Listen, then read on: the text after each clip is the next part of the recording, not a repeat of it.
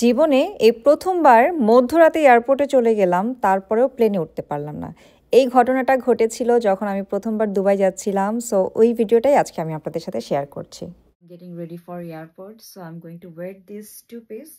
It's from Pinky Promise by Niti and it's very comfortable. It's a velvet and I really like the color. এই তো so আমি আমার skin care করে নিয়েছি already. Just হয়তো চুলটা বেঁধে নিব। বাইরে যেহেতু ঠান্ডা, সো ডেফিনেটলি আমাকে একটা আউটওয়্যার পরতে হবে। সো আমি আজকে একটি আউটওয়্যার পরছি and I'm wearing the outwear from Salam Sister, London. It's such a lovely color. Very, very pretty color. It's a full length coat. So I'm well protected.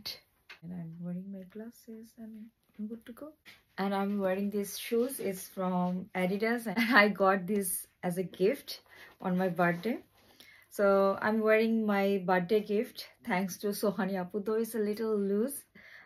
But it's fine. So I'm trying to wear this one today. Basically আমাদের early morning এ flight ছিল, সবকিছুই ঠিকঠাক ছিল। Check in করার সময় হঠাৎ করে আমাকে জানানো হলো যে তারা আমার ডিটেলস খুঁজে পাচ্ছে না এবং মাসুদের সবকিছু রেডি ছিল। মাসুদকে তারা বলছিল যে তুমি এখন প্লেনে উঠে যেতে পারো, বাট ওরা আমাকে আসতে দিচ্ছিল না। যেহেতু এটা বিজনেস ট্রিপ ছিল, আমার বিজনেসের ট্রিপ ছিল, সো ডেফিনেটলি আমাকে ছাড়া তো মাসুদ ট্রাভেল করতে চাচ্ছিল না। সো সারা রাত এবং সারা ভোর সারা সকাল সব ঝামেলা পেরোনোর পর এই হচ্ছে গিয়ে আফটারনুনের ফ্লাইটটা আমরা ধরতে পারছিলাম, তারা আমাকে অ্যালাউ করছিল। ডেফিনেটলি আমি কমপ্লেন লজ করতে পারতাম, বাট সময় স্বল্পতার জন্য এবং দুবাই থেকে আসার পর আমি অসুস্থও ছিলাম, কাজে বিজি হয়ে গিয়েছিলাম। সো আমি কোনো রকমের কমপ্লেন লজ করিনি। বাট এটা একটা হেনস্থার শিকার আমরা হয়েছিলাম, যেটা নিয়ে আসলে একটা লং ভিডিও বানানো যায়, বাট আসলে সময় সুযোগের কারণে লং ভিডিওটা বানানো হয়নি। বাট আমি এই ভিডিওটা বানাচ্ছি হঠাৎ করে। এই ভিডিওটা আমার চোখের সামনে আসলো আমার ফোন স্ক্রল করতে করতে, এবং আমার কাছে মনে হচ্ছিল যারা দুবাই যাচ্ছেন প্রথমবারের মতন, স্পেশালি যাদের বাংলাদেশি পাসপোর্ট বা অন্য দেশের পাসপোর্ট, আই থিঙ্ক হাতে অনেক টাইম নিয়ে যাবেন, কারণ প্রযুক্তি সব জায়গায় আপডেটেড হলেও কেন জানি দুবাই যাওয়ার ক্ষেত্রে তারা এখনও অনেকটা বিহাইন্ড, যেহেতু টাইমের একটা গ্যাপ আছে। সো আর্লি মর্নিংয়ে ফ্লাইট ধরতে গেলে দেখা যায় যে অনেক ধরনের ঝামেলা শিকার হতে হয়।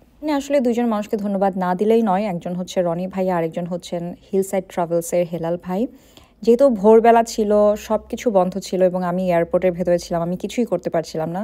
সো এই দুজনকে আমি সাথে সাথে কন্ট্যাক্ট করি এবং এই দুইজন সাথে সাথে আমার প্রবলেমটা সলভ করার চেষ্টা করেন এবং বাই আফটারনুন আমার প্রবলেমটা সলভ হয় এবং আমি ফ্লাইট ধরে পরবর্তীতে দুবাইতে যেতে পারি। সো আশা করছি দুবাইয়ের নেক্সট ভ্লগগুলো আমি এখন আপনাদের সাথে শেয়ার করব। আর এই হচ্ছে জাস্ট প্লেনে বোর্ড ইন করার আগে আমি আমার টাচ আপ করছিলাম। টাচ আপ মানে লিপ গ্লস অ্যাপ্লাই করছিলাম, আমার ফেভারিট একটা lip gloss is from Max Factor, এবং তখন একটু রিল্যাক্স লাগছিল, তাই এই ভিডিওটা করছি এবং আপনাদের সাথে শেয়ার করছি। আসলে দুবাইয়ের ব্লগগুলো ওইভাবে শেয়ার করা হয় নাই, কারণ এই যে বললাম দুবাই থেকে আসার পর আমি অসুস্থ হয়ে গিয়েছিলাম এবং কাজের ব্যস্ততা ছিল। সো হোপফুলি নেক্সট কয়েকদিন আমি আপনাদের সাথে দুবাইয়ের ব্লগটা শেয়ার করব। ফাইনালি আমি এখন প্লেনে বোর্ড করব।